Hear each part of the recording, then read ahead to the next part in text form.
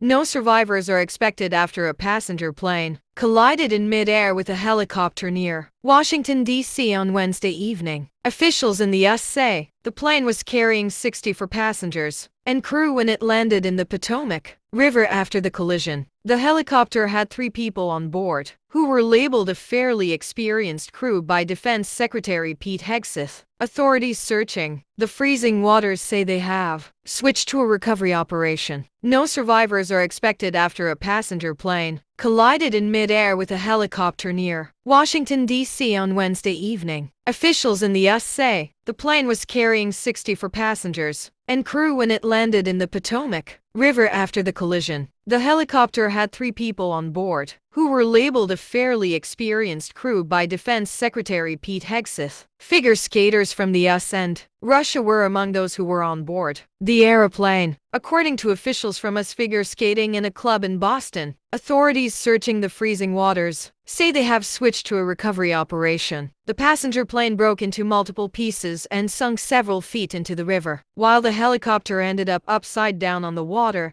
reports said. The plane, a Bombardier CRJ-700, departed from Wichita, Kansas and was carrying 60 passengers and 4 crew, American Airlines said. According to updates from officials, the helicopter was a Sikorsky H-60 that took off from Fort Belvoir in Virginia with 3 soldiers on board and belonged to B Company, 12th Aviation Battalion. Hegseth said the aircraft was on an annual proficiency flight, performing a night evaluation with standard goggles. He said names and ranks were being withheld until their next of kin had been informed. A clip published online by Liviat, which streams air traffic, purports to capture the air traffic control conversation in the moments before the crash. A controller can reportedly be heard warning the helicopter about the plane, but receiving no reply. The audio has not been verified by the BBC. The FAA said it would investigate the incident, together with the National Transportation Safety Board (NTSB). Hegseth said he expected this to quickly establish whether the helicopter was flying in the right corridor and altitude. Trump said he and his team had strong opinions and ideas about what had happened, but acknowledged that the investigation was at an early stage. He also announced he was appointing Chris Rocheleau as the temporary head of the Federal Aviation Administration. Both the top role in the FAA administrator and the deputy administrator have been vacant since Trump took office. Speaking at the same press conference, Transport Secretary Sean Duffy and Hegseth vowed to get to the bottom of the incident.